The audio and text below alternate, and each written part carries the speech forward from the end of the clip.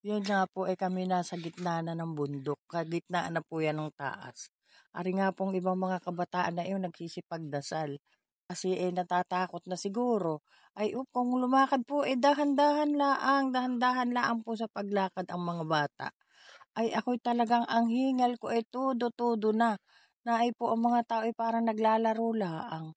Hindi ko nga po alam kung paano nila na-manage na hindi na, ako'y hingal kalabaw na sa taas ng aming nilalakbay. Hmm.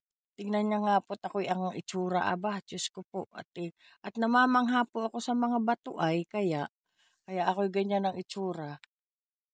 Ang hagard-hangad, ang takot na sa kaya nga po sila'y nagdadasal. Siguro natatakot na din sa pag-ahon. Kung ako ngang aring katanda-tanda ko na talagang ang panalangin ko'y grabe at napakataas na po at saka malakas na din po yung para po bagang hangin ng nagaling sa taas, malakas na.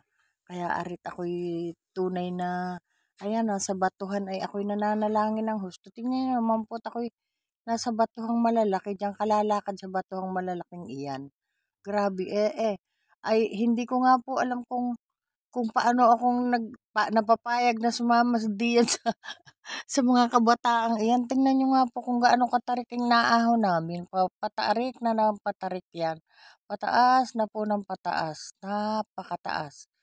At ang hangin po pati para po bagang ako'y nabibingi sa ano ng hangin, ng wala pong signal, walang kahit ano. Hindi ka pwedeng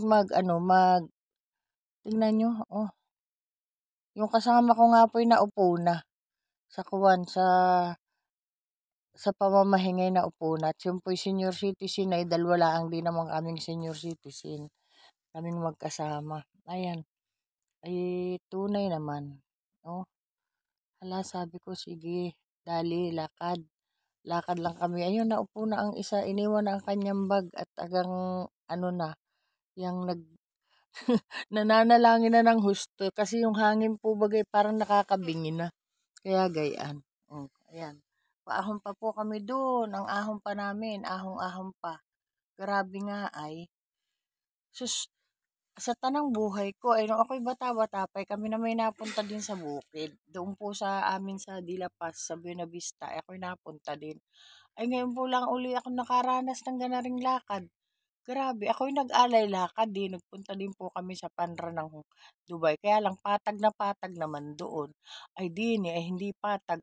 Talagang, ako nga po'y nagsisisi kung ano't ako'y nakasama-sama diyan sa mga kabataang iyan. Tingnan nyo naman yung inaahon namin yan. Pataas po yan ang pataas hanggang doon sa dulong-dulo.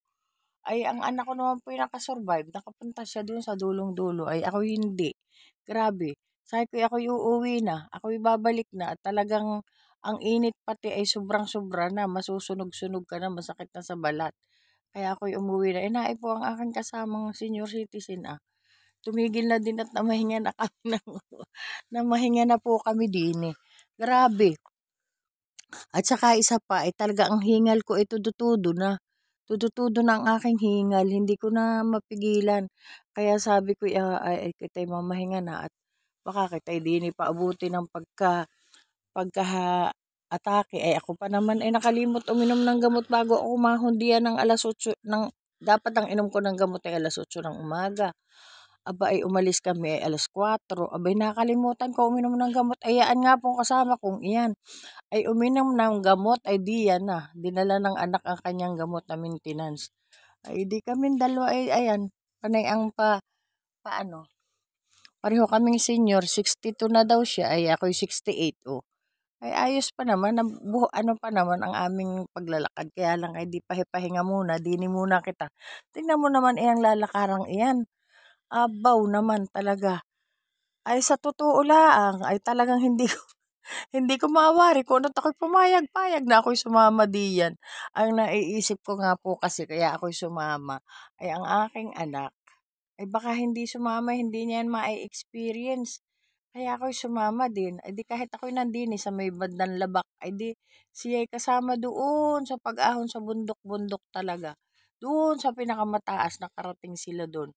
Ako'y sabi ko hanggang din nila at talagang hindi kinakaya ng aking hingal. Grabeng hingal ko na. O, tingnan nyo naman kung pataas yan ng pataas, pataas ng pataas. Ay di sila'y naandun na sa dulo, naiwan na kaming dalawa din na senior citizen.